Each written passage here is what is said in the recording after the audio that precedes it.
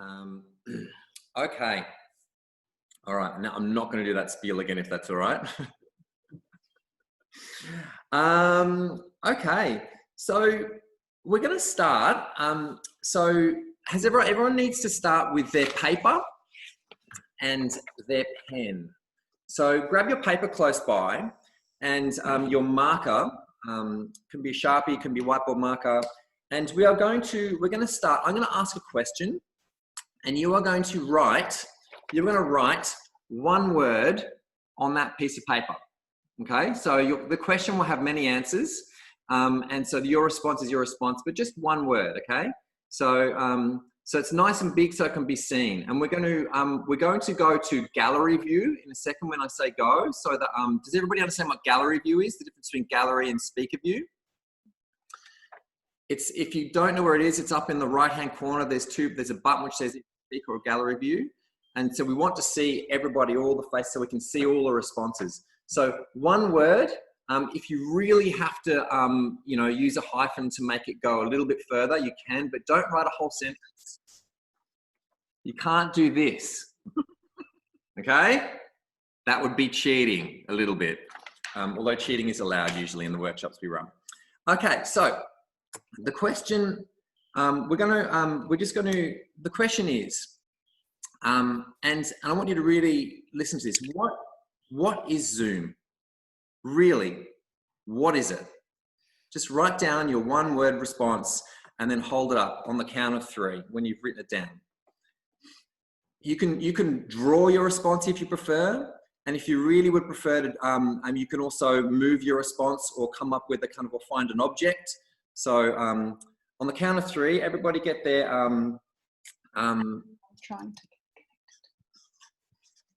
connected. Is everybody ready? Okay, so it's going to be a bit tricky. You're going to have to get close to see the things. 1, 2, 3.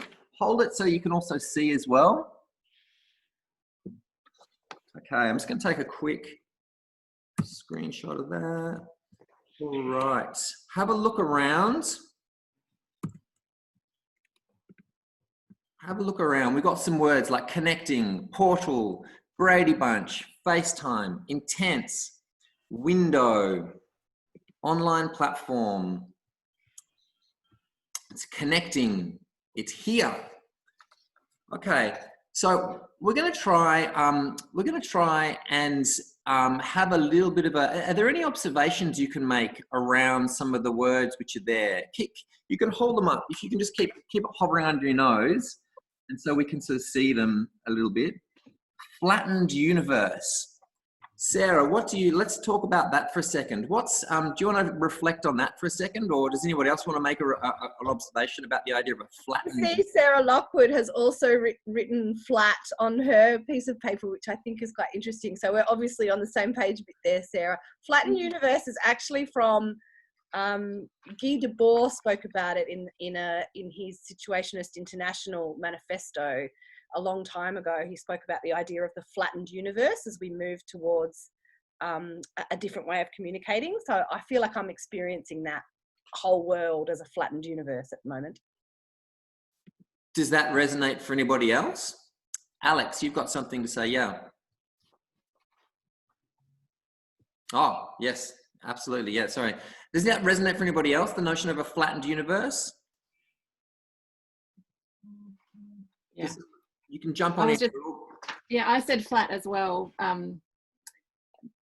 Not only because of the flat screen, but also the way Zoom's been quite democratizing as a process, and it's been great to watch people from all different parts of the world and parts of the industry that we're in come together in this completely non-hierarchical way. So.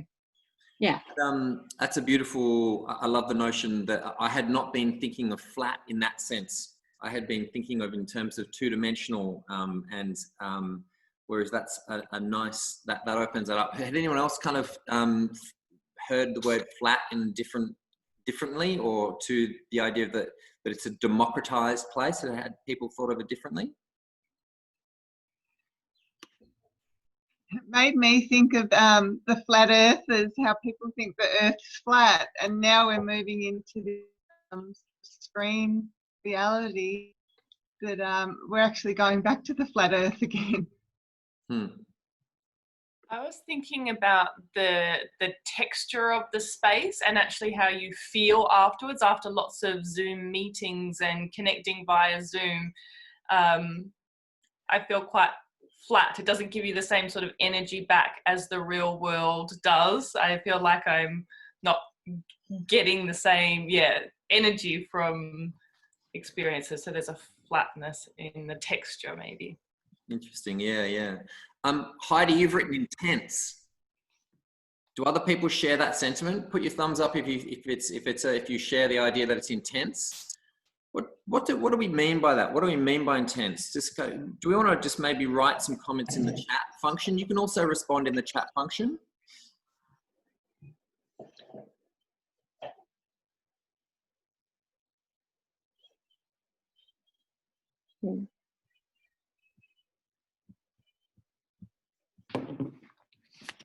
Disembodied, draining, inside my world, visually overstimulating,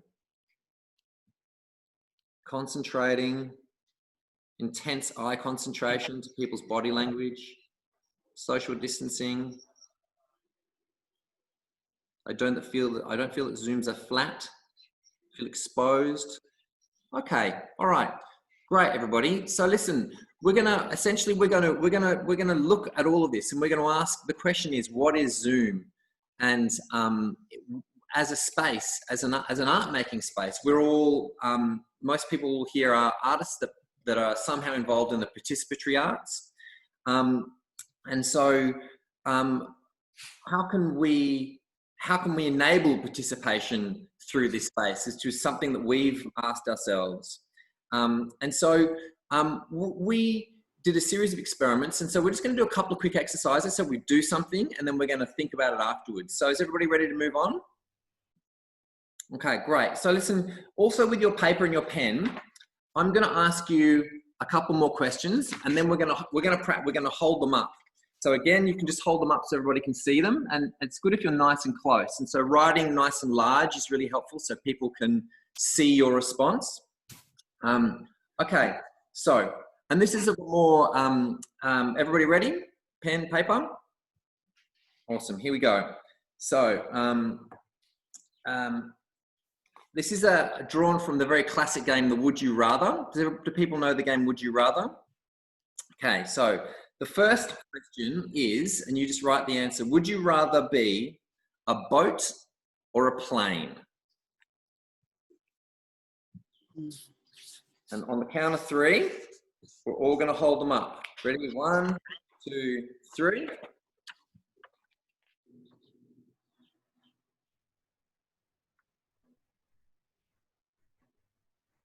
Ooh. Excellent, excellent. Okay, next question. Kay, do you want to read the next one?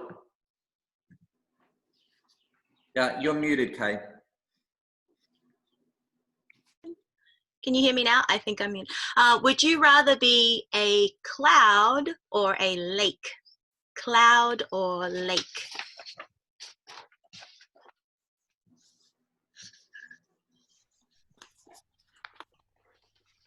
Ready? 1, 2, 3.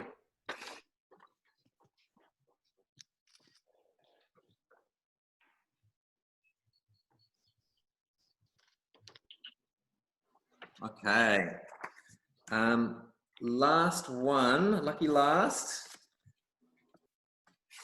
Okay, would you rather be salt or pepper?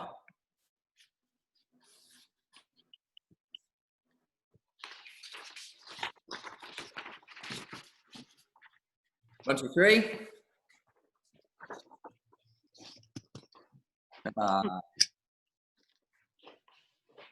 Awesome.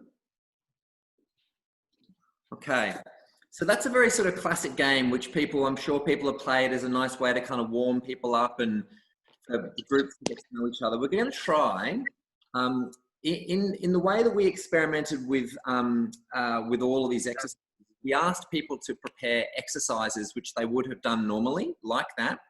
And then we tried to push it into the Zoom space. So we're now going to try something which is we've not done before. So because there's such a large group, the way that this normally would have been adapted doesn't quite work. So I hope you're going to roll with this, but we're going to do a complete experiment. So you ready for something completely new? Okay, so this has never been done at least by me. So does everybody know the rename function in Zoom? So if you don't know the rename function, there's up in your little, if you hover over your face, there's 3 little dots which come up in the right-hand corner. And if you click the 3 little dots, a little drop-down menu appears, and then it says rename. Has everyone found that? And you can, if you click rename, then it gives you an option to rename yourself. And once you write in the your rename, once you press OK, that will come up on your screen. So what we're going to do is we're going to play with the rename function. Let me know if you are struggling with that, or is everyone feeling okay? No, I don't know how to. I'm on an iPad, so you don't hobble with a mouse, and a few people are on a phone. So what do you do there?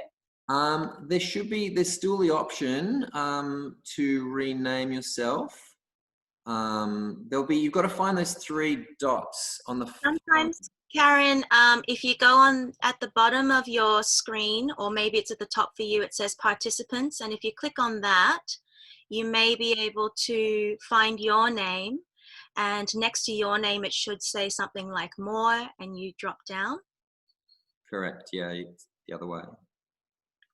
And so for anyone who's just come in, we're doing the rename function. Okay. So this, as we said, this is a complete experiment. So if it doesn't quite work for you, that's okay. And it's going to be a little bit tricky for some people that have got an image on their name. So it'll work for some, not everybody. So we're just going to try it and see how it goes, and discuss how we can improve it afterwards. Okay, so what we're going to do is I am going to ask a question, and in that rename function, you're going to write down your answer in the rename function. But before we do that, we are all going to turn our videos off. So we're going to stop our videos. Now you can still go to the rename function. To stop your video, it's on the bottom of your screen, and there should be a video camera, and you can click on stop video.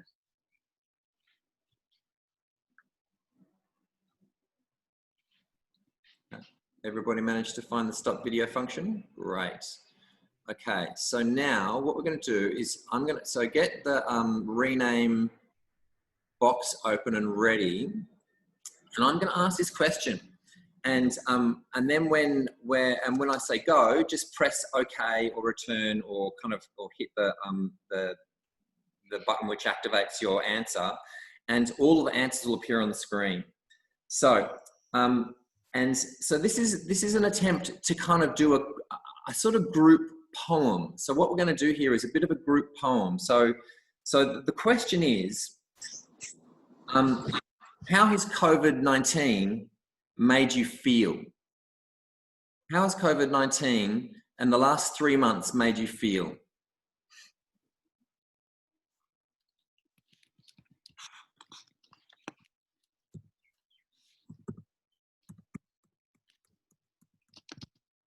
Don't care about spelling. Okay, and when we're all ready, what we're going to do is we're going to, when we press go, after that, if someone else has made a word makes you think of something, then you can change you can rename yourself again. And so we'll have this, and then you can look around, and then you can change your name again. So we can start to so ready, 1, 2, 3, go. If something sparks your interest, then you can change your name again. Let's just see how we can, if there's a sort of a scrolling.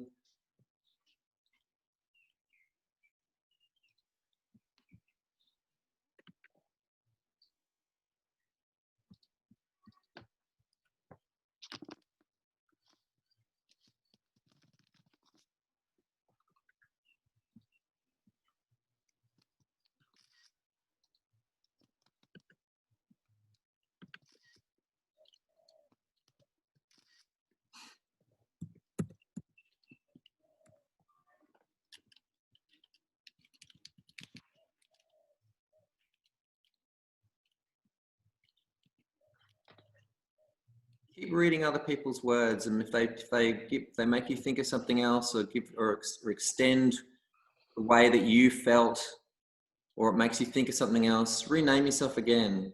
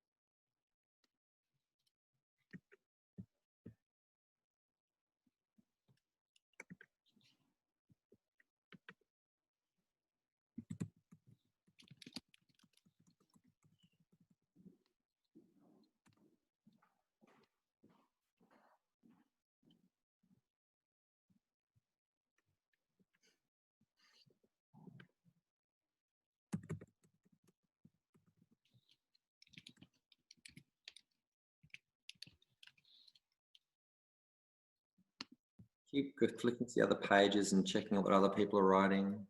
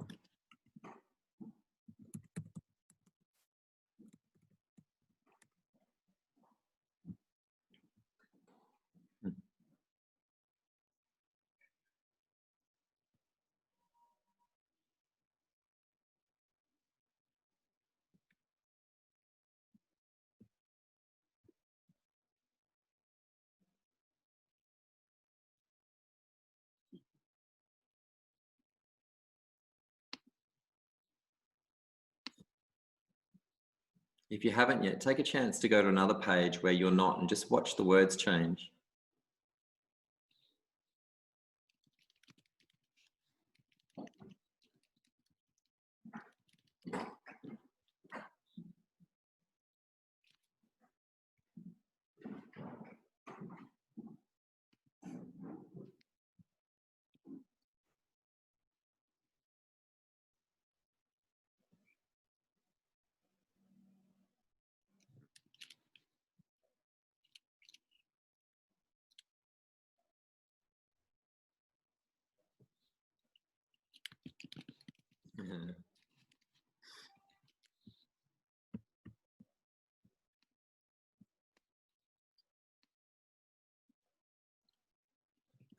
All right, let's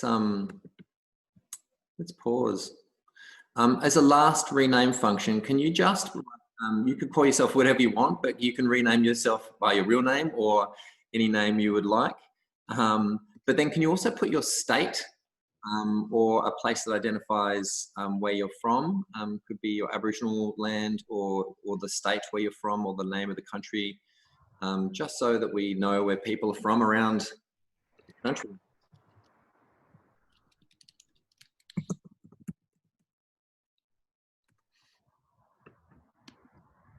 Okay, let's turn the video back on.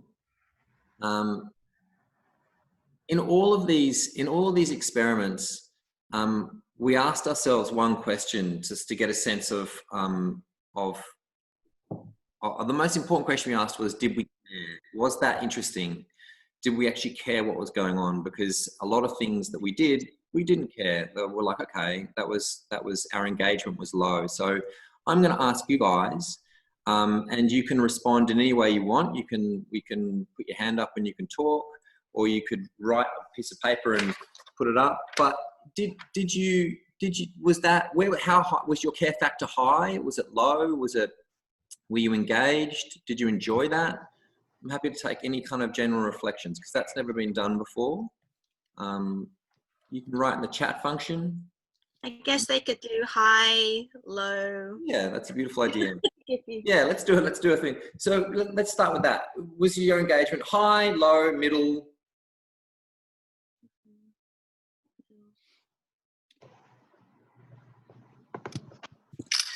Yeah. I'm going to take a screenshot of that. Beautiful. Okay. Do you want to talk to me about, just make some observations, any reflections on that? Sue. The screen, being the screen muted, meant that you had no judgments about who you were looking at. That was a great idea. That's nice. Always good to have been in non-judgmental space. Anybody else? I felt, sorry. We'll go, Heidi, you go, and then Alex afterwards. I felt it was a little sparkle of a humanitarian moment of just all feeling connected about our journeys. Yeah, nice. Alex? This was more about pace, like just reflecting on what Lily did last week for those that were there, that she did kind of poetry in the chat, and my own sense of pace appreciated that rollingness compared to this one, which was a bit more kind of fluid and a little bit harder to see the changes. Yeah, I would love that. I was in my mind hearing a sound effect for each change. It's Frankie. Yeah, I thought it was kind of interesting when to use that in a context that I imagine, well, certainly myself and maybe others feel many emotions and conflicting things and things that are contradictory. So it was kind of cool to see that rippling through and reflecting that back to me, but done collectively. So I like that. Yeah, and there's a comment from Sarah Austin saying it works better when people don't have images, and I definitely agree with that. And yeah, pages was fun. How could, or let's shift the conversation. How could you adapt it to make it work? Certainly in a smaller group would be a very different outcome.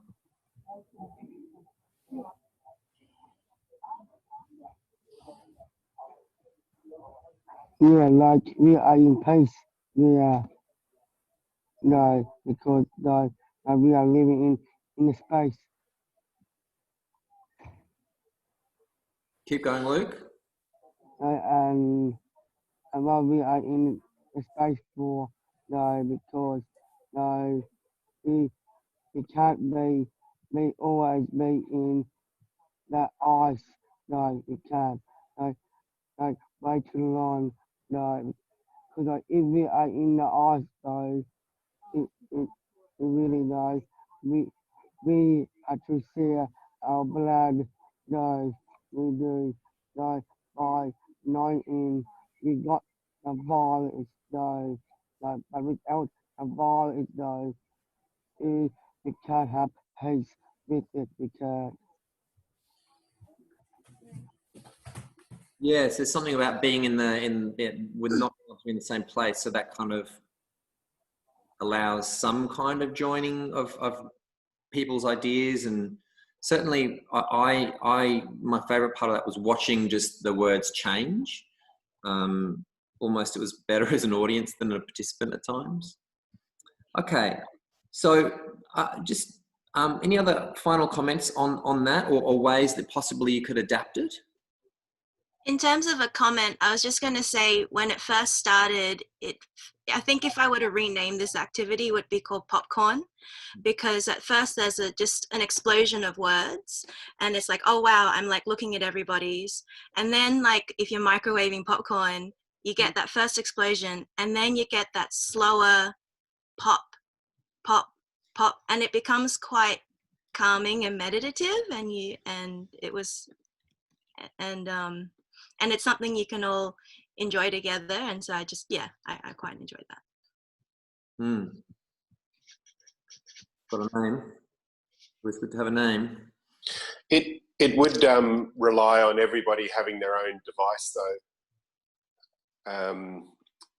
I'm just thinking, if I was presenting to a class, if they didn't all have their own device, holding up like words on a bit of paper might be their only option, rather than all renaming.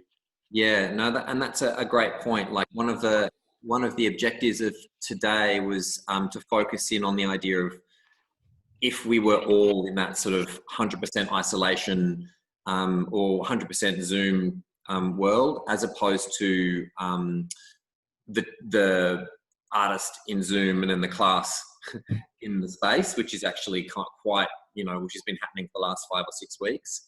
So very much all these exercises have been geared around the idea that just exploring Zoom just for itself as an artistic medium. But yeah, there's any other final thoughts on that one? Yeah, Sue. It said that David Bowie used to write by putting pieces of words, putting words on paper, throwing them up and letting them fall. And then that was how he created some of his song lyrics. So it would be carefully handled as to who would speak it, or two overlapping voices, but it would be lovely to hear as well, to just, this occasional lonely, happy, grateful, whatever the words that were coming through, and maybe in a contrapuntal style, so that you've got these accentuations of the sounds as well. Yeah. Yeah, and it was nice seeing the sort of different, the contrapuntal kind of ideas weaving through it. There was some quite different, it was quite a sort of reflective, almost kind of, not sad, but kind of people feeling, verging on kind of, questions around being alone. And then other people, there was the sort of joy which started picking in, and you could see that sort of infiltrate other people's ideas. So it was interesting watching that sort of as a sort of narrative across the exercise. Okay, so this is kind of what we did. We did a whole series of exercises and we adapted them, but we did it in through a series of creative developments. So I'm just going to sort of step you through our process that we did over with all the artists we worked with, and then after that, Kay will lead you through her work, and how that sort of, she took a lot of that work and then really developed it to amazing effect in the work she's been doing through the program at the Opera House. And then we'll finish with a couple of art making exercises. How you guys are going? You kind of all still with us? Okay. So I'm just gonna do a screen share and just kind of try and whiz you through our process. So here we go. So can everyone see that? Yeah. Okay. So the Opera House has a program called the Creative Leadership and Learning, and that traditionally happens in schools. It's our sort of outreach program to schools, and so we had to transition it to online very quickly, as did lots of people when COVID happened. So quick overview of leadership and learning. It's a 3-year program with schools. The mission of it is to move beyond a transactional relationship with schools, and to one that's based around creativity. And we use art as that kind of the key driver of that. So there's 2 streams of activity: projects by artists in schools, and then professional learning with teachers. We use the shows and the building of the Opera House to unpack all that activity. There's about 20 to 25 artists engaged in the program across the year. It's a small program for schools, but with big impacts on the schools. So it's a 3-year journey for a school. So we really go deep into what is creativity with that school. The projects which artists lead are 20 weeks. So they really go deep with one class, and they create a show which has a performance at the Opera House or at school. And each year there's a cohort of teachers that go through, and so they really explore creativity in the classroom. So it's a 3-year program where really we try to work with schools to kind of sort of explore creativity across the full school kind of ecosystem. So to do all that very quickly and to pivot and move towards Zoom, we ran 5 2-day developments, and there were 10 artists involved in that. The objective was to develop an online participatory practice and skills around that, and to keep people employed because it was horrifying watching people's livelihoods get decimated overnight. And so we wanted to make sure that all our artists that we worked with could still have a job. Here are some of the artists. They're all amazing. They're all amazing practitioners, all with differing skill bases: theatre makers, visual artists, dancers, filmmakers, musicians, and a lot of them crossing over all of those fields. And radio. And radio? Yeah. Yeah. We don't have any radio specific artists, but if that's an interest of yours, Luke, give us let's talk. So here's what we wanted to test in Zoom. We basically asked ourselves these questions: what were the best group sizes? What was the most appropriate duration of a workshop? How do drama games, art, music work? What adaptations needed to be made? What challenges are there? Multiple devices with different operating systems? And how complex could you make workshops? Was it, doing complicated sequences? So these are the things we did. And what we had was a care factor rating. We rated everything about how engaged we were. So our objective was, what did it make us feel and think like? And if it didn't, why not? And if we could make it an improvement, could we get there? Could we get this level of engagement and messiness and colour and beauty and joy?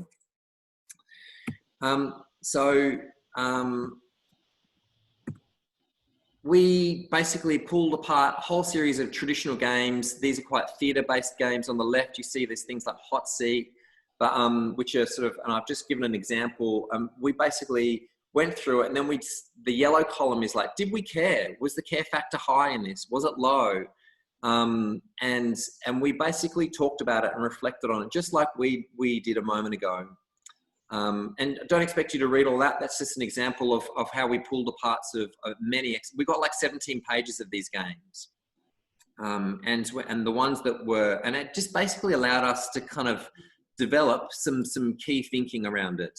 So, and so we came up with this idea that there was some essential preparation that needed to happen. So otherwise this didn't enable the kind of workshop to flourish if this didn't happen. So you had to set up the space with your students or the participants. They had to think about the position of their laptop, the camera angle, just quite simple. And most people did this intuitively, and people just knew this, but it was important to make it explicit. Simple rules like we have done today: mute, stop video, view control. It's interesting, we played a lot with virtual backgrounds. People seem to be less and less inclined to change the virtual backgrounds. It's less of a thing these days. It's interesting to watch how that has kind of disappeared. It's just an observation. We talked about etiquette, using, different ways of kind of communicating so that everyone's not talking on top of each other, particularly for students. That was really important. And we played with the notion of developing an understanding of the screen. So kind of, really playing with the notion that this is a screen, that we can kind of, that we need to play with it. And that's the world we were in. And we came up with these guiding principles as a way to help us design workshops. And this is just to help people take this and push it into how they could design and work with their groups. And we had everyone from primary schools to secondary schools and teachers doing professional learning. So the guiding principles, we came up with smaller groups. So we've broken that rule today with the size of the group straight away, but that's all good. Simple is best. Keeping things really simple was always a much stronger choice. Regular sharing. So getting kids to kind of regularly do little spotlight sharing to keep their engagement high. And the rhythm of the workshop was really important, to keep things, to play with rhythm, to make sure that we weren't getting stuck in either moving too fast or too slow, but to keep that rhythm interesting and dynamic. And mystery, surprise, and secrets. That was super important. There needed always to be a little bit of mystery, and Kay's an absolute winner at this. But we also, and this flows into the analog and the digital. The more analog and the digital there could be, the better the digital space was. And so I'm going to talk specifically about that from another artist's perspective, before Kay then talks about her work. But the mystery, surprise, and secrets, and analog and the digital, were super important. And so I'm going to give you an example of an artist called Curly Fernandez, who was running some teacher professional learning. And so he essentially prepared a whole series of, his workshop was exploring the sort of quite freewheeling aspects of the artistic process when things were really quite unbridled. And so he set up in his home a shirt hanging on a washing line. And so everyone was watching in Zoom. Everyone was in Zoom watching this. And he sort of curated this through a different camera. So he had 2 cameras on. One camera focused on his shirt. My internet just went a little bit unstable. Can you still all hear me? Still few thumbs up. Okay, I'll crack on. Okay, so then throughout the workshop, he then switched his mode to kind of a little bit more performative. So in the first part of the workshop, the audience, the teachers had to write poems and about the shirt and unpack the image and talk about, you know, everything that it made them think and feel, from a social perspective to emotional. They wrote stories. They did instant writing responses. And they spent a morning investing in this image and this shirt. And then he came back after lunch and he flicked to a different camera view, and he sort of flicked to a different performance mode as well. And he pulled out a big pair of scissors and he started absolutely cutting the shirt up until it was absolutely decimated. And so they were outraged, and they were kind of, you know, flummoxed, and there was a lot of people were really concerned. You know, they'd invested in this shirt, and they're like, "Oh my God, you're destroying the thing we love." But then after that, they had a bit of a conversation. But then he had prepared all these packs, and he had made these packs with similar shreds of the shirts, and so they were all given these packs. They had all collected these packs from the school, or had them, and in the packs were the shirt. So when they opened the packs, there was the shredded shirt. It was the analog and the digital all merging. And also there were a whole bunch of jewelry making bits and bobs. And they sat down and they talked about how it had made them feel, what had just happened, as they made jewelry from the shredded shirt and started to wear the shred. They basically transformed it into another form, and they made crowns and necklaces and all sorts of different pieces of jewelry and kind of adornments based on this shredded shirt. And so the analog part was the packs that had been prepared and sent forward to the school, so that the 2 worlds could merge. And we found the more that we've done that, the better it's been. The more we can kind of bring in analog moments, where even simple things, that where everyone has a little cup of water and they have to flick water on their face if they get something wrong, or the more that there's things that have been prepared and sent to the school, or we can curate the materials in those packs, or give little moments of surprise and mystery, the better it is, the more engaging. So we're always looking at ways to bring in the analog and the digital. So that's one case. That's kind of one look at one case study. So now's a great time for Kay to kind of talk about her work in more depth, and so you can get another sort of case study of ways that we've been working in school. Kay, do you want to jump in? Sorry, I was muted. Yes, so I'm going to talk a little bit about what I've been doing at Campsie Public School, but rather than you looking at my face, I would like everyone to find in the screen, there's a black screen that says mystery cam. Actually, you know what? I'm going to spotlight it right now. So I hope you can all see. It's terribly exciting. It's just black. There's nothing there. And it says mystery cam. And so what I would do when I worked with this school and we were remote learning, I was trying to put elements of that surprise, magic, and secret. And one of the first things I did is I revealed a mystery cam. So you can count down in your head, 5, 4, 3. Oh, sorry. Before I should do that, actually, just I asked the children, because I worked with a grade 3 class, what do you think is behind the camera? What do you think is behind the mystery camera? So if anyone would like to put some suggestions of what they think is behind the mystery camera before I reveal it, please write it in the chat box below. A pet. Oh, a goat puppet. Oh, I love it. A nightscape. Oh, a nightscape. That would be nice. Thank you, Adelaide. Food. Oh, monkey puppet. Small child. Something fluffy. Okay, well, pajamas. Oh, great. A duck and a giraffe. Oh, someone was here earlier. Water. God, wow, a forest with an old car behind which it's a group of teens smoking something illegal. And on that note, let's find out. Oh, or a canal. Yes, let's find out what is behind the mystery cam in 5, 4, 3, 2, 1. Ta-da! It is my table. And so when I ran my workshops, I would have myself as, you know, where people could see my face, but we would also have my table so that we could make things together. Another reason for this is for some people, when they said Zoom is quite draining, seeing something other than a face, I find very, very refreshing and a nice break for the eyes. Someone's just asked me, can you show us the setup? Thank you for asking. Let me show you my setup. So hopefully you can see that. So my general setup is I am currently seated at my desk in front of a window, and I've got a backdrop behind me, and then I've got this stand here, and I've got another picture to show you of what that is close up. I've got my laptop elevated onto a box. I find that I get just a more direct of my face that way, and I've also got a desk light so I can spotlight things.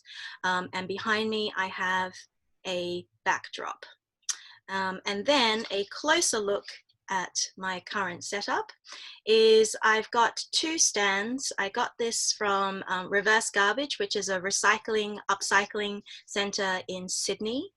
And these were just some, I think, display stands, but you could easily use dowel on blocks, or you could, what I like to say, you can MacGyver it into whatever way you like. I've got this dowel going across the top. Sometimes I use 2 dowels, and then I've got a phone sitting on top, and I've got a selfie stick. But today with this setup, I've just tried something new where I've just taken my phone, and I can't show you it because I'm using my phone at the moment, but I've taken 2 rubber bands and put them over my phone. What can I show you that?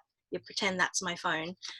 So I've got it like this and this, so that when it sits on top of the dowel, it's just got a little bit of grip so that it is less likely to fall off. I hope that makes sense. And then, very important, my phone is connected to a charger because Zoom drains my phone like nothing else. So, oh, and I've also used flexible gear ties. You can use tape or rubber bands or wire or something like that. This is so that it's adjustable, so I can go up and down. So that is my setup. Hopefully that is clear. So without further ado, one of the first things I did is I'm working with a grade 3 class, so they're around 8 years old. And what I did before before the session is I found out who's going to be there, and I asked the teacher to send me their photos, their student photos, and I printed them out and cut them out. So that, and because we're recording this, I prepared some generic faces. So you can imagine I found out who's going to be in my group, and then I was like, oh, there you are, you're all here. Well, let's make a collective picture together. Because I also have a background in illustration. I did a little bit of cartooning in my day. And one of the first things I asked everyone is, what is your favorite animal? So while I'm getting these things, feel free to let me know what your favorite animal is as well. But for the, because of time, I will just keep, and I'll just show you what the students did. Oh, a moose. I love that someone loves a moose. So I found out that the first group loved cats, cheetahs, and chickens. So we made a cat cheetah chicken together. And I drew this in real time. A baby hippo. You know what? This is too good. I'm just going to do it now. All right. Let me just change it up a little bit, because who wouldn't want to see a moose hippo, right? Who wouldn't want to see that? Okay. Okay, let me just do that now. So this is just an ordinary sketch pad, and I've got just some pens. Someone said a seal, baby hippo, wombat, moose. Okay, this is going to be interesting. Okay, so I would imagine the features of a moose. This requires a little bit of memory of what a moose looks like. There we go. My apologies to the moose lover. I am hoping that the anatomy is sort of correct. Okay, and if this looks slightly like a reindeer, it'll be a reindeer moose. Okay, and then we've got that, and then someone said a hippo, oh, and a seal. Right, okay. Hippos are kind of rotund, voluptuous creatures. So I'm just gonna do, oh wait, no, they have one of these tail things because they flick whatever comes out of their bottoms. Yeah, they use their tails for that. Okay, and then we've got a seal. Ooh, this is an interesting, okay. And then, okay. Okay, so we would create a picture together. And they would be directing me, by the way, when I'm drawing this. And then I would be asking the different children what they would like to be wearing as they ride their moose, seal, wombat, hippo.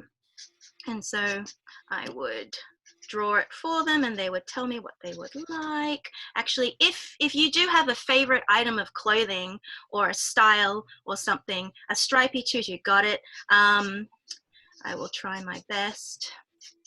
Okay, we've got a stripy tutu. Anything on top here? Just hat, right? Ooh, okay. I'm gonna put a hat there. Okay, we've got a hat and a scarf. Okay, a scarf. There we go. All right, and leopard. Oh, leopard. I'm gonna do a leopard top. Thank you very much. Leopard top. Okay, and then didn't really leave very much space for the faces, but that's okay. And once we have done our picture, oh, a onesie. Oh my goodness. Yep. Any particular kind? Oh, a leopard onesie. Right. Leopard onesie. Okay. There we go. Yep. There we go. A leopard onesie. And then after we have drawn their outfits, then I would take their faces, which I would have pre-printed out, and stuck them on so that we have our picture of us together. And I will show you the examples of what I did with the students as well. And it was a really nice bonding activity, I found, especially because I didn't know them, and not being in the same space as the people. Oh my goodness, the hat's disappeared. I just have to draw it on, sorry. Hat takes priority to talking. Okay, so we've got the hat. So there we go. So Was this with a whole class or a small group? Thank you for that question. So these Zoom groups were about anything between 3 to 6 students at a time, which is why if you have a look here, my first group, there were 4 students. This is the leopard chicken cat. Quite like this one. The second group had 3 students. This was our koala panda dog, husky. Oh, mine is a wolf and an owl. Oh, thank you, Luke. I like owls too. This was a unicorn puppy sheep dog, and the sheep came later, which is why I just had to put a caption of that on the side. This group had 3 children, and the final group had 6 children in it, and I've just used these yellow stickers to cover up their faces because it's being this session's being recorded. And as you can see, this group, they liked gorilla, bunny, sheep, dog, huskies. And with this group, one person really wanted to be an expensive looking businessman. Another girl really wanted to be a princess, and this boy just wanted to be in a pencil case. And so we did that. And this person, this one was funny. He was the kind of kid that if you ask him anything, he'll just say, like, what do you like to eat? Everything. What do you like to learn? Oh, actually, no, sorry. I should say it the other way. What do you like to eat? Nothing. What do you like to do? Nothing. What do you like to learn? Nothing. And so I said, hey, what would you like to wear? And he went, no. Oh, I can't say nothing. So he said everything. So that's why we drew like 10 pairs of socks and lots of scarves and things like that. And so what I did with these drawings is I took a photo of them, and then the following week I did a screen share and we colored them in on Zoom on the whiteboard function, which Frank will be showing you a little bit later. And so that was a way that we could do a collaborative artwork together. And do you recommend a particular resolution for the phone camera? That's a great question. I just have the one, it's just doing it on its own. So I don't know what the resolution is, but the best resolution possible, I would say, the highest resolution you can go.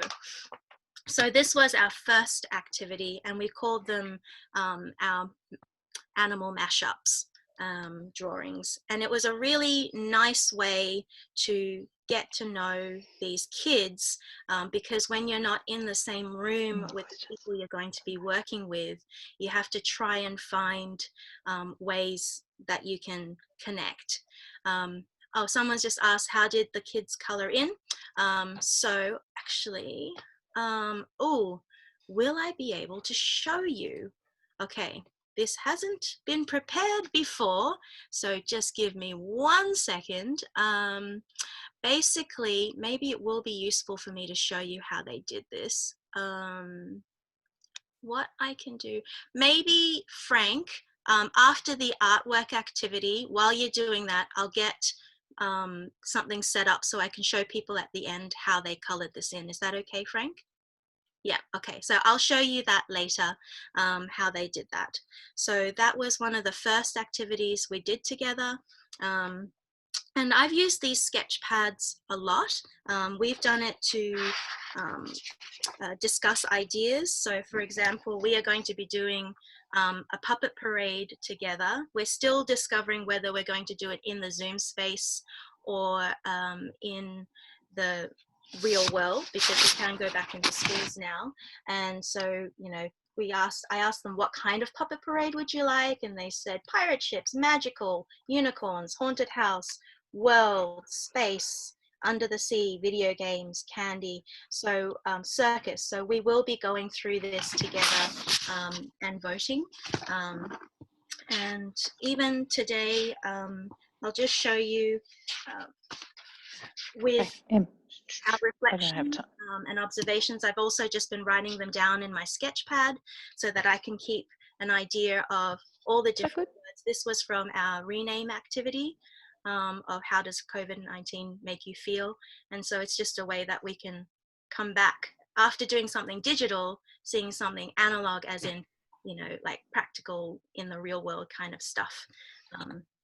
So that's one of the first things we did together as a group.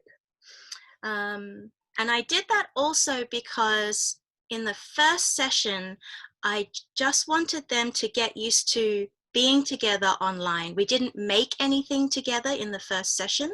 I didn't know how comfortable people would feel doing that. So it was just more about participating through your voice, using the chat box, and then seeing a collaborative drawing come together. Another thing that we did, I wonder if we should do this next. I will show this next. I'm going to switch to my face. So let me just switch to my face, spotlight my face. Okay. Oh, we can see my, I'll just quickly show this before we move on because they were on screen. For the people who arrived early, we made some of these. This is somebody's request, and this is somebody's request. We made a giraffe and a pelican. Okay, so one of the other things that I did is I introduced people to a friend.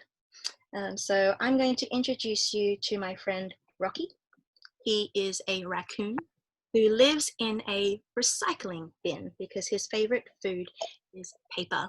And I should also tell you that the children's performance is also inspired by Escape from Trash Mountain by Trash Puppets, and it's all about the puppets were all made with recycled materials, so it's quite apt that my friend lives in a recycling bin.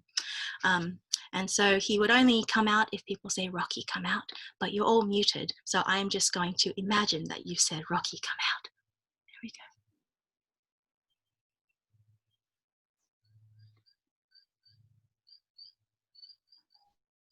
Would you like to wave to Rocky, everyone? Oh, Rocky, this is, we're doing a Zoom workshop at the moment with lots of artists all over the world. Oh, there aren't any children today. They're all adults. This is actually kind of a grown-up art. What's, what's that? This is our overhead camera. Yes, I know. Okay, Rocky, stop getting distracted. Stop. Hey, stop it. Stop getting distracted. You're hungry. We're very busy, actually. We don't look at me like that. Fine. If any, I'm actually, you know what? I'm going to go into gallery view. Let me just cancel my spotlight and go into, if everyone can go into gallery view for a moment.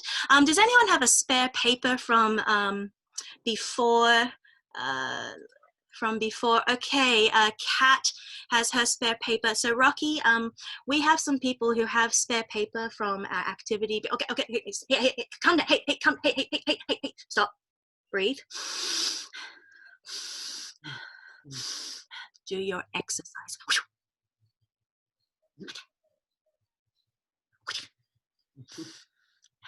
You feel better? Okay.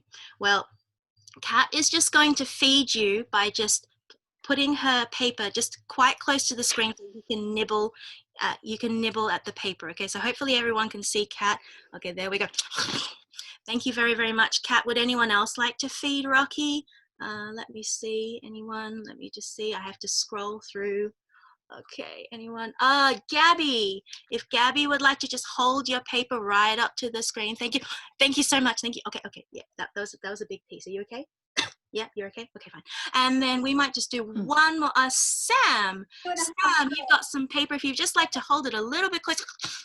Oh, thank you so much, Sam. Thank you. You feel better? Okay, you feel better. Great. So, so that's, sorry, we've got one more. We have to do one more. We have Tanya, and Tanya's got a little person who's holding up some paper to the screen. Would you like to hold it? There we go. Oh, thank you ever so much. Thank you so much. You feel better? You feel better? Okay, great. So one of the reasons Rocky is with me, and let me just spotlight myself again, is he's just not a human face. So it's just kind of nice to have non-humans come to Zoom sometimes. And he was a nice continuation. He started off in Zoom, and then when we went into the real world, they got to meet him in the real world as well. And it is lovely to see, yes, when the spaces shift when children are present. I absolutely agree. So Rocky is also here because he's a little bit cheeky, so he might come back a little bit later. So I've got some good news, Rocky, and I've got some bad news. The good news is we are ready to move on and show an activity that we did together. The bad news is we're going to have to say goodbye to you now.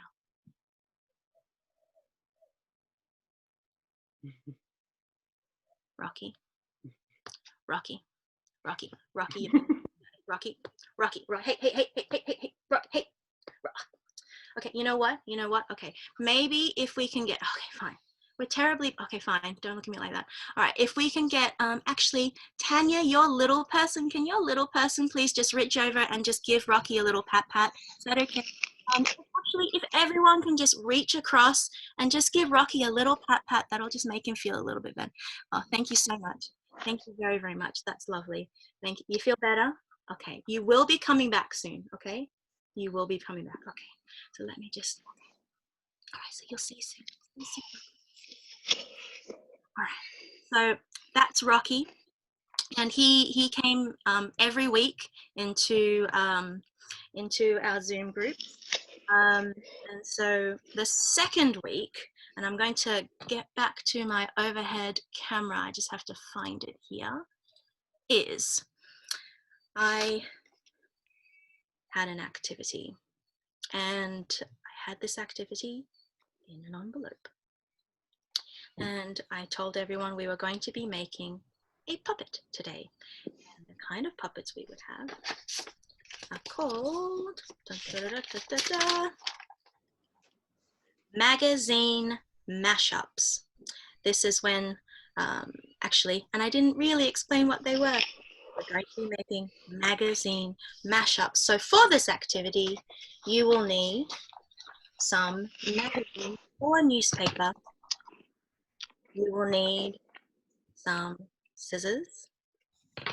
You will need some glue. And you will need a bit of cardboard. It can be some scrap cardboard. So I've got just some regular cardboard here. I've also got some cardboard from some packaging. It would be great if you have some recycled packaging. Now you don't have to make this with me, by the way. I'm just showing you what you would need if you were to make this yourself. You would need some sort of stick. It can be a chopstick, a barbecue skewer. It can even be a pencil. As long as it's relatively stick shaped, it will work. Finally, you will need some tape, preferably masking tape, though Sue Wallace in the group will know that not all masking tape is created equal. So one that actually sticks would be great. But if you have sticky tape, that's okay too. So we're going to look through the magazine and just find a face so that we can cut out. And I would be showing this to the students, and they're about 8 years old, as I said. And I'm like, I wonder what face I'm going to cut out. And at some points I'll be like, oh, and I had pre-stuck a child's face into the magazine. And that is when they get wild and laugh. And so again, finding moments to put people's faces into the magazine. And so I'm like, oh, are you a celebrity? No, I didn't know you were really into yoga. And so we would just keep looking through these magazines and find a face that we would like to cut out. Oh, that looks good. Okay. So I've got a face that I'm going to cut out, and then we need something that can be a body.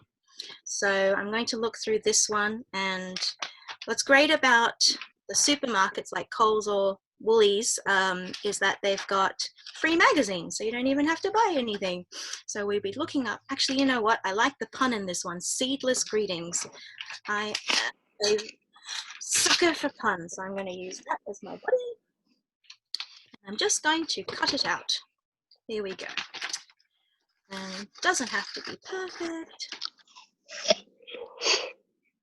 And we would all be doing this together. I am doing this relatively quickly, but in a group, I would play some music in the background, and we would just make things together. And it was just a really nice space to be making. So, okay, so I've got a grape body and a man's head. Okay. There you go. Okay. And then I'm going to stick this, actually, you know what, I'm going to stick it on my recycled cardboard. I'm going to stick this onto my picture. I think he actually, you know what? This almost looks like a grape version of Jabba the Hutt. I don't know if you can see that. I envisage that. This body. Anyway. Very funny. Yeah. Yeah. Did kids have their camera on their desks or their faces? I left it up to them. So some students would tilt their laptop or camera down so that we could just see their hands working, and others just left their devices as is, and then they just held up what they were working on, and every now and then we would pause and just look at what people had made. One thing I did find is that I needed to give everyone a lot of time. This took a lot. Everything I found on Zoom, actually working with children in general, everything just takes a lot longer than I thought. So I've just stuck on my head to some sort of body onto some cardboard. I'm just going to cut it out. So this is really, really simple. Some people in the group really love making things, and others are a bit indifferent, and some actually feel quite anxious about making things. So I tried to make the activity as simple as possible, and no one needed to get help from their parents, but that is an option as well. So we've got our body, and then I'm going to flip it over and get a stick and stick it. There we go. And we have Grape Man. Da, da, da, da, da, da. I'm feeling grape. So yes, scissors. I did ask the question, someone's asked the question, using scissors, did you have to worry about OH and S? And I did ask the teacher in advance, will scissors be okay with this group of children? And she said yes, they all can use scissors safely. So I just took her word for it. But I did find, I do have to say, one of the groups when we did this was at school, but they still Zoomed from school. And because, yeah, so there were some groups where I was working with 4 children in 4 different places with me making this. And then one session, there was a group of children at school, and they would be making this from their classroom. So this is what I've made today, but I will show you, just like they do on craft shows, what I've prepared earlier. So, okay, now hopefully you can all see this. So you can also do it so that you've got different faces and different bodies. You can, so we've got unicorn baby. We've got the prawn queen. We've got butterfly woman. La, la, la, la, la, la, la, la, la.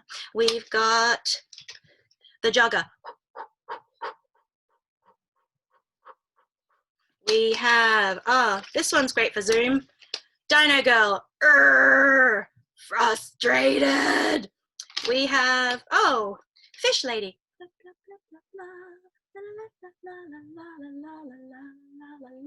We have, this one I asked the boy what his favorite animal was, and he said a pigeon. So we have pigeon lady. La, la, la, la, la, la. We have one of my personal favorites, baby man. Baby man. Oh, wait, we can't see him. Baby man, baby man. He's our neighborhood baby man. 2, 3 more to go. We've got this Woolies tomato juice woman. This had a little bit of flair. We added some pipe cleaner arms to that one. We've got breakfast dumpling face man. He's kind of trying to take over the world. And finally, we had one student who's like obsessed with Thor Ragnarok, and because I have an affinity for puns, it's more of an affliction. We have Thor Ragnarroast. I don't know if you can see that one. Yes. There's Thor Ragnarroast. There we go. So we've got a whole bunch of different characters, and in terms of what we did with them, we made shows together, and it was a lot easier to do this when we were in the same space, but we were able to have some people operate the puppets where other students would do the voices.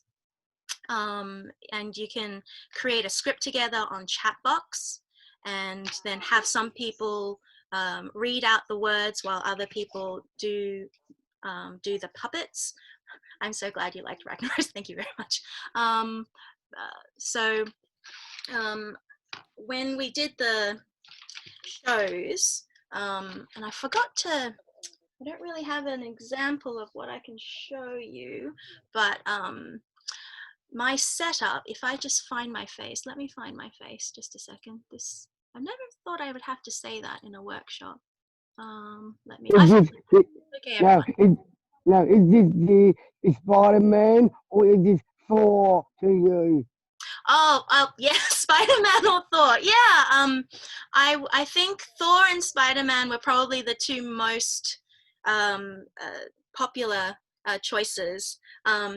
Now, with this current setup, and I just have to find something to show you, the benefits of doing a workshop from your actual studio is you just have stuff places. So as you remember, I have something going across the top of my of my setup. So what that means is I can actually, okay, hope you can see that. I can put a curtain down, and then we can be like, huh, thank you so much for coming, everyone. So we could do shows like this as well, and set up shows with backdrops. And with the shows, I also had them choose a title. So before the show, I could be like, the next show, everyone, is called The Scientist Gone Wrong, or Buzzy Saves the Day, or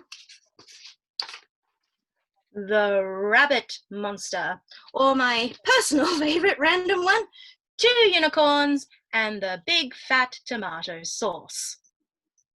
And then we would just do shows together. So that is another way that we use these puppets.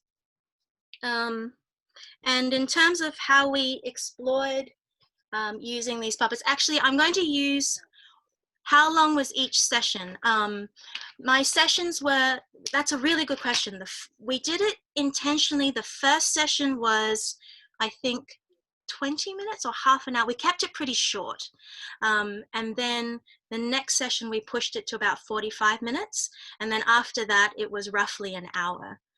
So we extended it each time because we weren't sure what it would be like to do this thing on Zoom. And I should say we had no shows. So when I said we had 3 students in a group, there were supposed to be 6, but half of them didn't show up. And that was pretty much across the board for remote learning, is we'd have pretty much 50% attendance. Okay, so in terms of the kind of things we would do, I would put on some music and we would have a dance party. That was really good. Angry.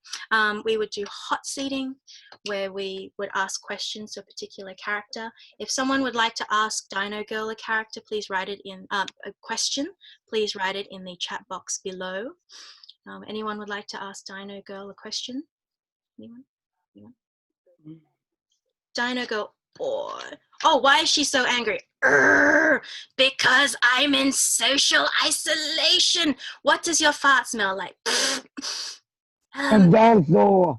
It smells like rose petals, actually. It's quite a, rose petals with a mix of Glen 20. So that was Dino Girl. Anyway, moving on.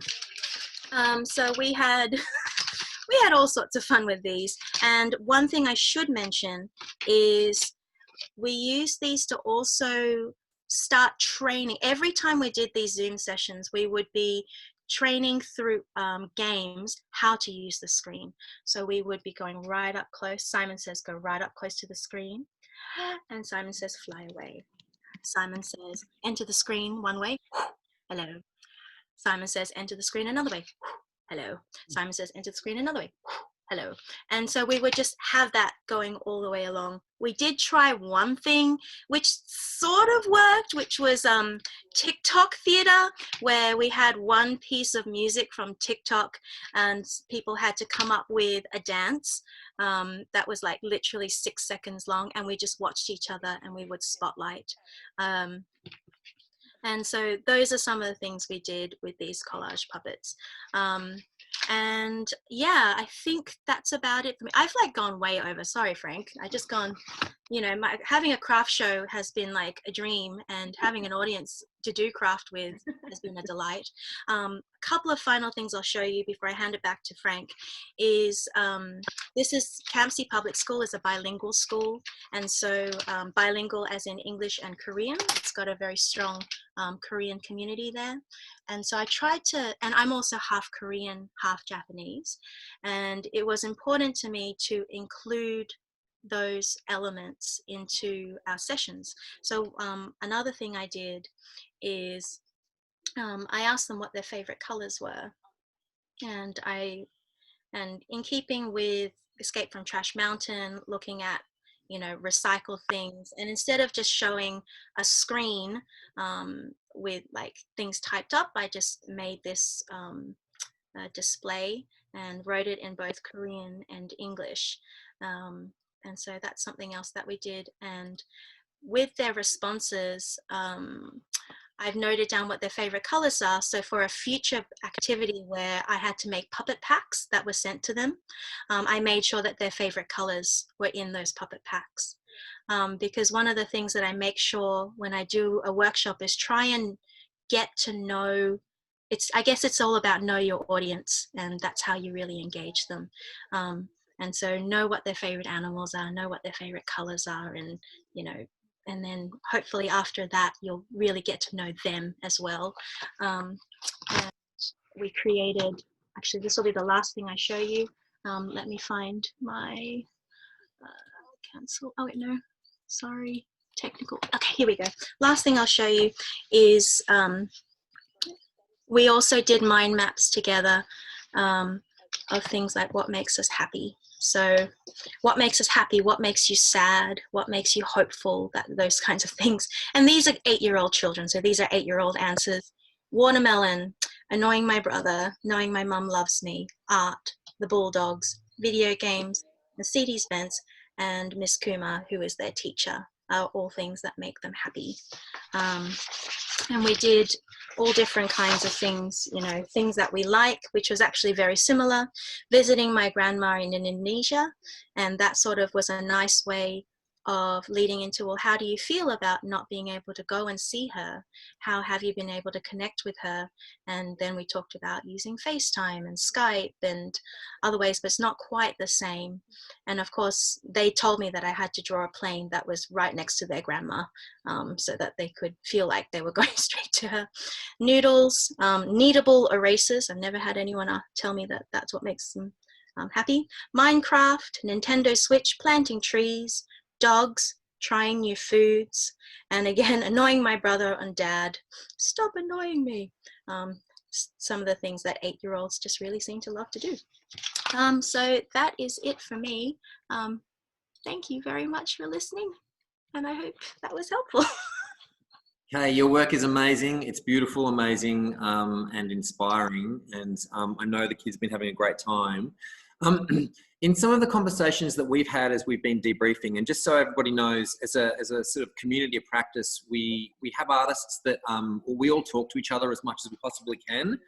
We have some formal mentoring relationships, some informal, and we basically we share artist reports and send them. We literally have artist reports which we have after each session, and we send them around and people read them. But Kay, you made some really interesting observations which I'd love you to share with us around the way that some students interact in Zoom as opposed to in the real room. Can you talk to us about that? Because I think it's really interesting.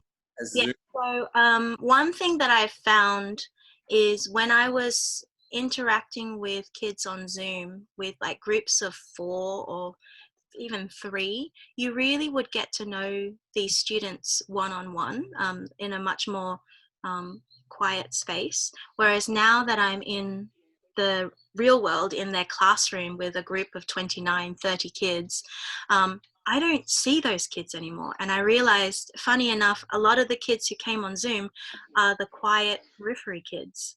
And meeting them in Zoom first made me realize, oh,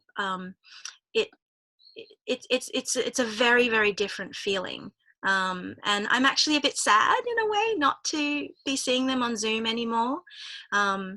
But then at the same time, you know, there are certain kids who you could see just want to be a performer. And so you could put that spotlight on them. And that was really validating for them and a great thing. Whereas others are just so shy and just painfully shy and just didn't really want to be on the screen. And I should probably say, like, I know like adults who have Zoom anxiety, like seeing like lots and lots of different faces of people you don't know can make you feel quite anxious. So that's why we tried different things where you're not always looking at each other, but you're looking at something else to focus away from that. One more observation which I found kind of interesting is with the magazine mashups, that collage puppet activity, all the kids on Zoom who were in their own homes made something completely original. We had a future Donald Trump with dog's legs. We had a cat man, so a man who would turn into a cat. And yeah, we just had really interesting original ideas, a banana dolphin woman. And then funny enough, when they were in the classroom and the teacher was there to help monitor things, interestingly, everyone made the same thing. It was yeah, like everyone was bringing them, was like, oh, yours is a bunny, oh, yours is a bunny, oh, yours is a bunny. And I don't know if it's a mixture of they see what someone else is making in their copy, or it might also be a mixture of the teacher is used to directing, this is how you make this thing, and everyone is copying. So I purposely didn't show any finished examples before we started to try and just not influence at all what they were going to make. And I've tried to do that in my practice in general. If there is something that they're going to make that they sort of need to know what it is, I would have it not finished. So the basics would be there so that they could see where they're going, but it's not decorated so that no one will copy. But yeah, so those are just some of my observations. Thank you so much. That's really wonderful. And I imagine everybody's finding different ways of that as people are getting more savvy with Zoom and understanding and playing with it more and more, that they're seeing different people interact with it differently. Just like the observation I made before about this sort of seems to be a lack of people using virtual backgrounds like they were in the beginning. And there's things are changing. It's finding its feet as a medium, or it's finding its own sort of way of being, and people are finding their way through it. So those observations I thought were really important in regards to how it brings some kids into the spotlight and sends some others out, and it has different impacts on other people. So what is Zoom? Going back to that question. What we're going to do, we're going to have a bit of a break just so we get people, it's not going to be long. What we're going to do is we're going to put you into a whole series of different breakout rooms. And we thought, because that's been quite successful over the last couple of sessions. And so we're going to randomly distribute you into a series of breakout rooms, and then we might randomly shuffle you around those breakout rooms as well a little bit. So you'll find yourself landing into a breakout room if you accept it. And in that breakout room, we'd love you to discuss something. We'd love you to discuss what have been some of the most exciting digital interactions or digital inclusive art that you've experienced. So you're going to discuss what have been some of the most exciting digital interactions or digital interactive art that you've experienced. So just have a quick discussion around that, just because we want to push this as a form and as a place, and there's so much work that's out there that you guys have done, that other people have done, that's currently. So let's just try and raise some of that to the floor. Hope that makes sense. And then when we come back, we're going to do a physical activity, so I can see people yawning and kind of starting to kind of, you know, be sitting on their bums for quite a long time. So we'll be about 5 minutes. We were going to do longer, but here you go.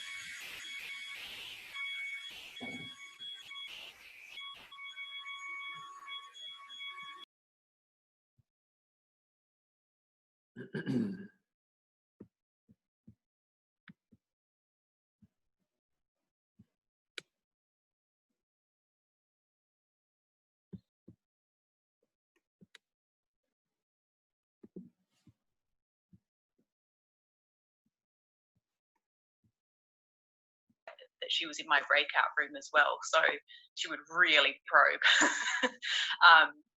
which I loved, and realized that I crave that a lot more.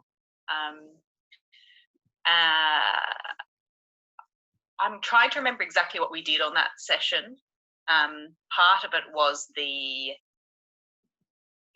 emergence of writing.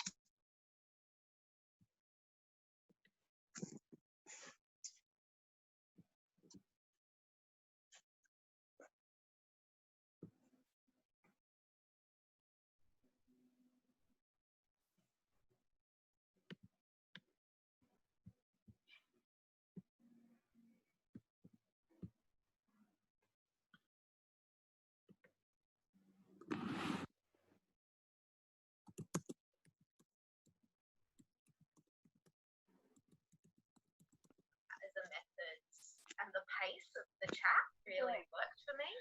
I struggled with the pace because I couldn't both be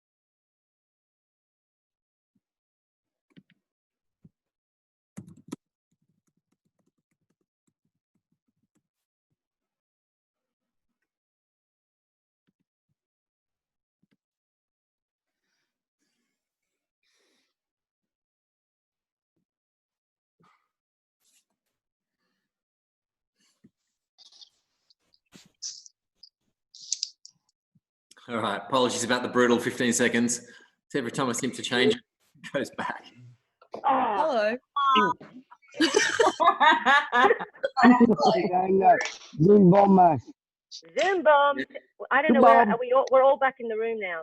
Yeah. We're all back in the same one space. I love that. Apologies for the brutal 15 seconds. Every time I change 15 minutes, it somehow reverts back to 15 seconds. So, Kay, you want? We were going to do one more workshop, which involved our. So, do you want to lead this one? We've kind of flipped around a little bit, but seems like just to, there's going to be a chance to. Hopefully, those reflections were good, and you got to have some conversations about how they could, I'd like to be great to have a big conversation about all of it, but it's going to be very tricky. But there'll be an opportunity to come back to all of this just at a closing moment. So just to get us a little bit active and to give us another example of how Zoom works, Kay is going to lead us through another exercise. So to give you a little bit of context of this, when like the whole COVID thing happened, I mentioned I am General Secretary of Univer Australia, puppetry organisation, and we started Zooming together, and I wanted to find a way that we could sort of connect with each other, and we tried passing objects through the screen, but it didn't really work because everyone's configuration was different, but throwing stuff at each other works like a treat. So we came up with Pass the Loo Roll. Very timely because loo roll was a very precious commodity back then.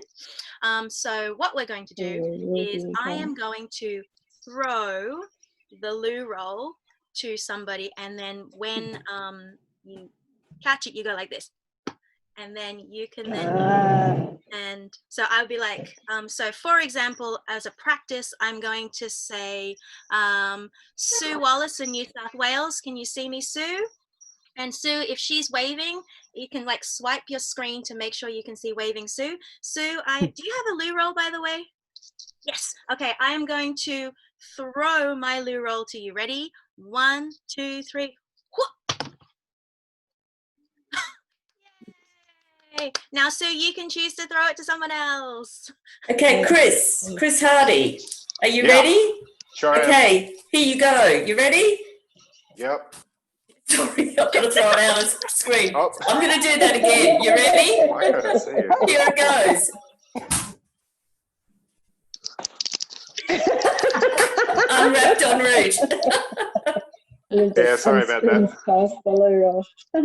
It's got a tail. Someone else? All right, Rachel. Rachel, which Rachel? Rachel from WA. She just waved. Rachel in WA. If you want to wave, Rachel, so we can all find you. Okay. I'm here. All right, here we go. All right, 3, 2, I'm ready. 1.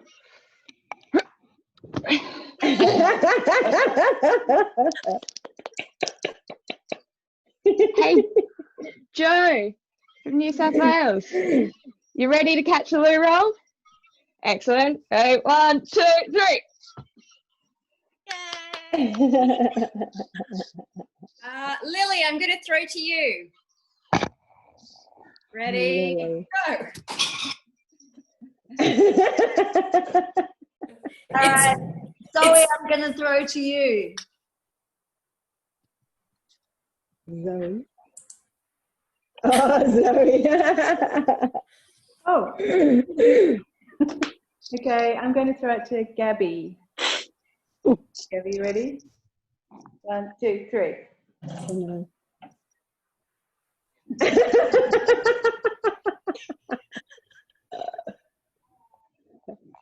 Throw strings past me. Oh, sorry. Okay. Well, Gabby, can you throw it to everyone? Maybe yours will multiply. Maybe yours is the magical loo roll. Everyone. Gabby. 2, 3.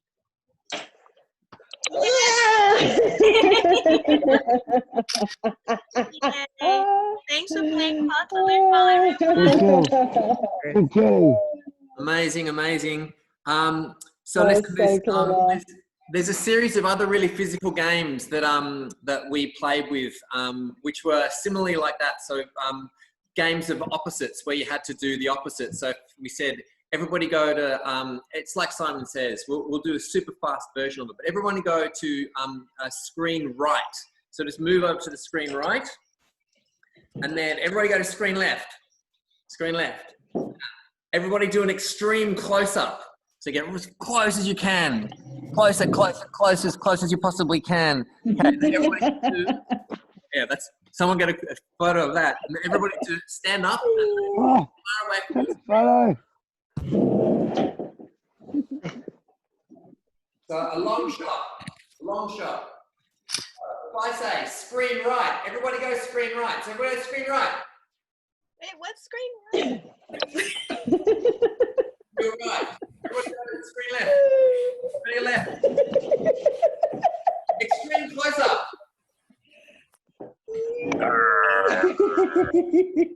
Long shot.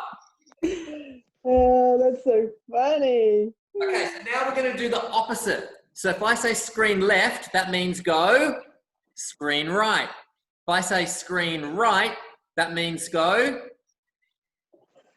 left.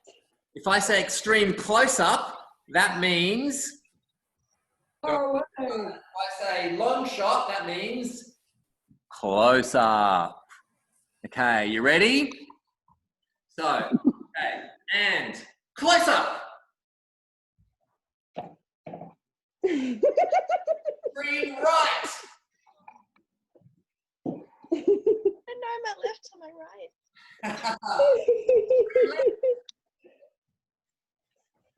It's so funny. Long shot.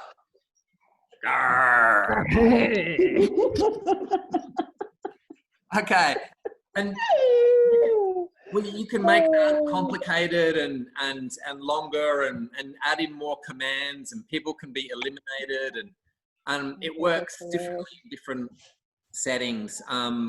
But super fun, and all the physical exercises work really well. Other artists tried some beautiful things like ghost stories.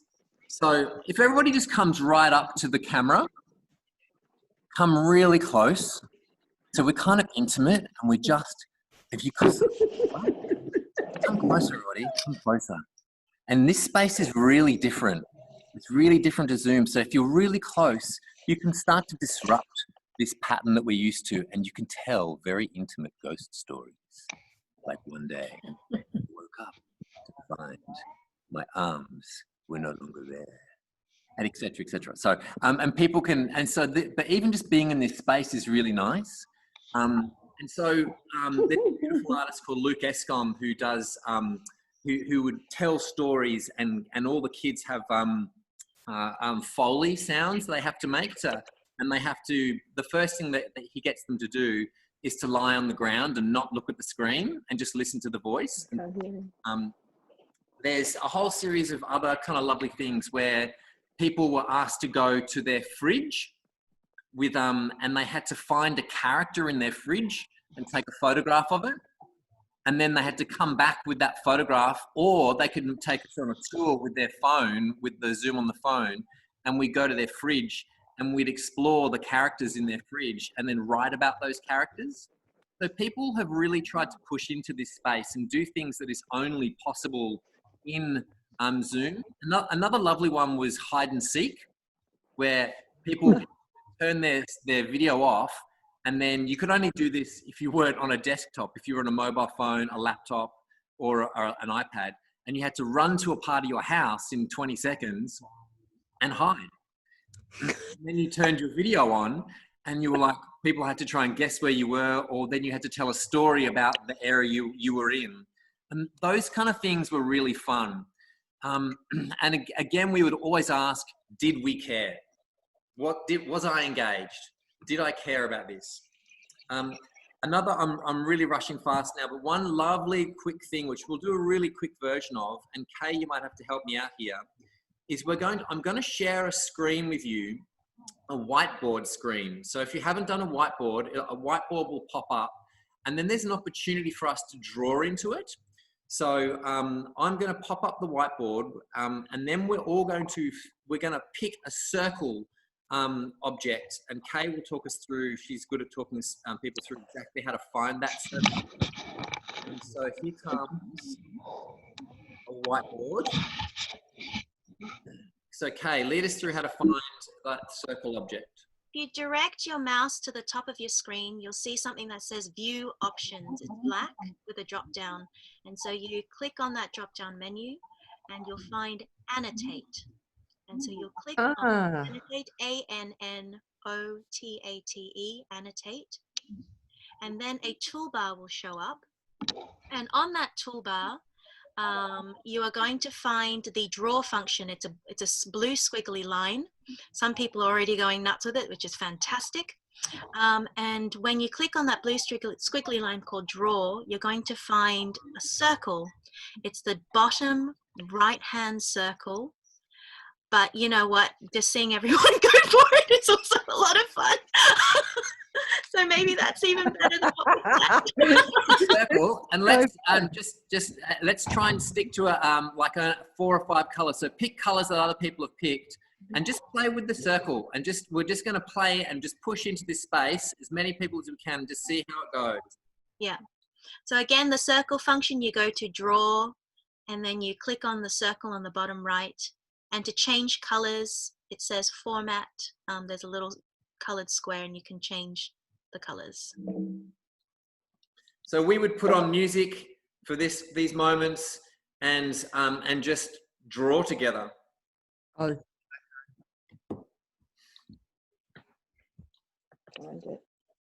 And for anyone who was asking how do you, can't find the circle, yep, so toolbar at the top, you click on draw, click on that and find the circle down the bottom. Someone asked before, how do you color in pictures? So I would do exactly the same thing. I would put the picture that I had drawn and we would color it in together. So instead of share screen, I would share a drawing using the share function. I did find one thing that doesn't always work is phone devices and iPads. So I'm not sure how this function works with that. I can't do it. There is a little, there's a little drawing, a little pencil symbol, usually on the left-hand corner of a phone, and that will give you the options. Yeah, it looks like the iPad's options might either not be there or it might just be different, and we're not sure. So very sorry, but I hope you are enjoying seeing the craziness.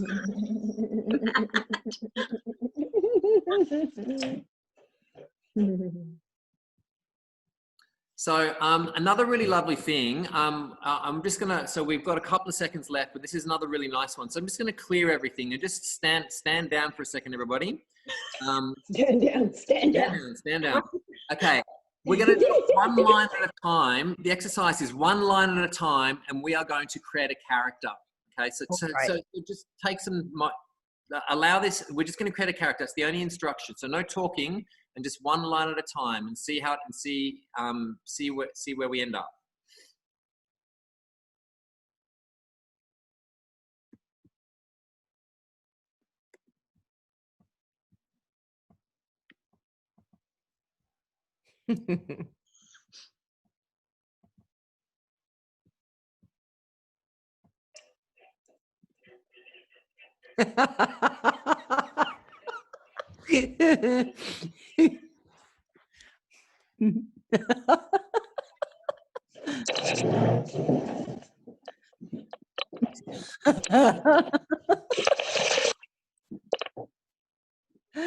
Well, this is your last one because we are going to have our lunch and play and all that stuff. Yeah, so this is your last one. Good on you, hon. My workshop. As we keep drawing, so please keep drawing and working into this, you know, pushing into the landscape and the types of this multiple multiverse that's emerging. This has been experiments in Zoom, you know, we've been nice, and there's so much, when you really open it up, there is so much to do in here. And so I'm gonna ask this question and let it hang there, but what is Zoom? Like, if it's a place where different kids express themselves differently, it's a place where we can all work together in a way that we couldn't in the real world like we are right now? What is it? And I suspect in 5 years, the answer will be so different. I hope you've enjoyed the amazing work of Kay, and you've enjoyed kind of some experiments that we've been trying, and keep a view on what's happening with the Creative Leadership and Learning Program at the Opera House. There's amazing artists doing some incredible work. And so, yeah, you can view the work on the website, on the web page. You can see videos of past examples of past work we've done. It's been a real pleasure hanging out for the last 2 hours. Please post things in the chat comment if you can while we're drawing. I'm not sure whether we can at the same time. And I'll also say, if anyone has any questions about the work I've done or anything I've done today, I'm happy for people to contact me.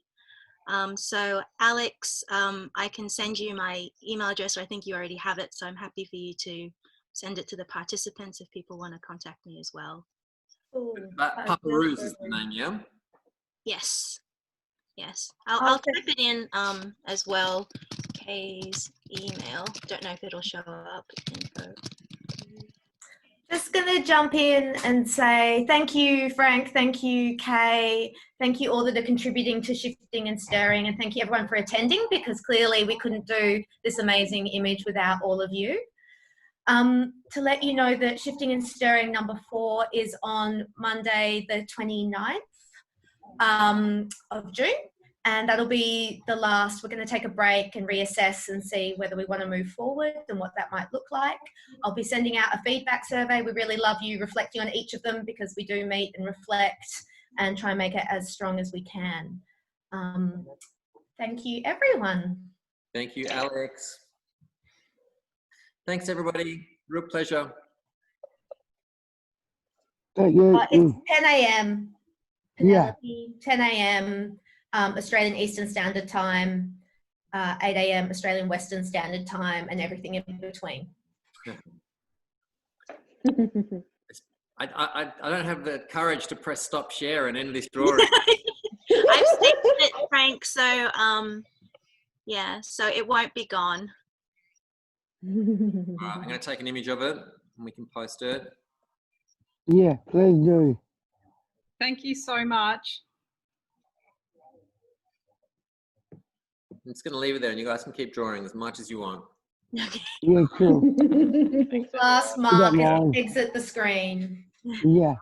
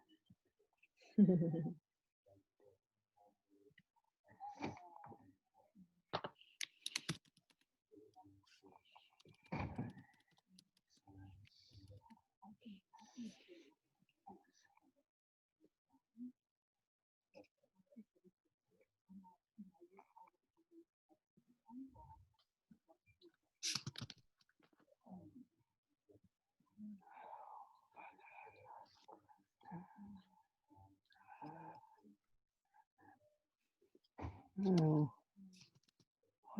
Why is that not working? You right, Luke? What are you after? Trying to spell something. I am. What are you wanting to spell? I know how to spell it. I do. Because sometimes when you say do send it in it won't do it. Oh, have you pressed return? Are you in the chat? Yes, now, yes. I was before, might work before. Did you press enter or return after you'd written your word? Yes, I did. I think that at the moment the chat option isn't up. Is that right? Yeah, it's hard. Yeah. The chat option I can't seem to bring up while we are in share. I've been able to do it just by not being in full screen. Ah, yep. Can't seem to exit full screen. Oh, 1, 2, 3, 4. Can't work that out. Oh, then there were 5. There are 5 people left.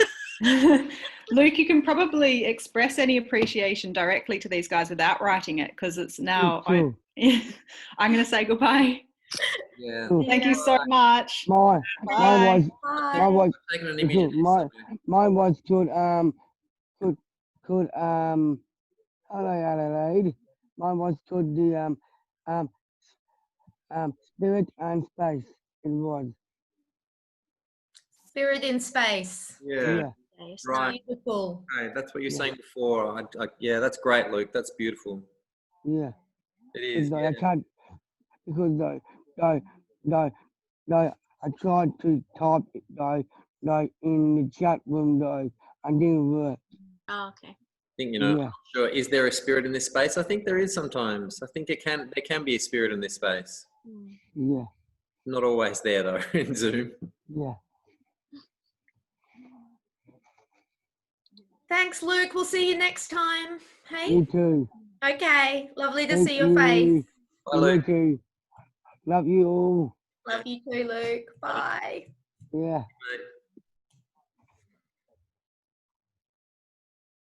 Great. Yay, well done. That was great. Good little last little kind of burst of energy, which felt like it really needed it. Yeah, I think, it's that thing about the participation is just so Crucial. craved, I think. Like, yeah, it was interesting. Some of the things, people were like, what's the best digital experience you've had? And people were like, shifting and stirring. Yeah.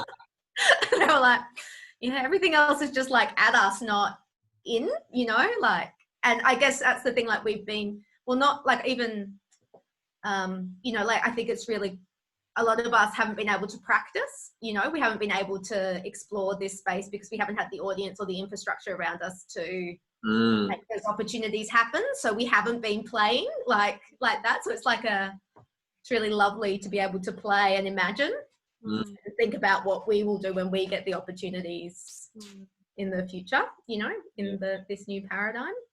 Yeah. Yeah. Yeah. Oh, good. Thank you, Kay. Thank you, Alex. It's kind of, it's kind of got there. I think we got there at the end. I was a bit it was a bit of a funky bit. Did we stop recording, by the way? Good call. Hi, everyone. Hi. We can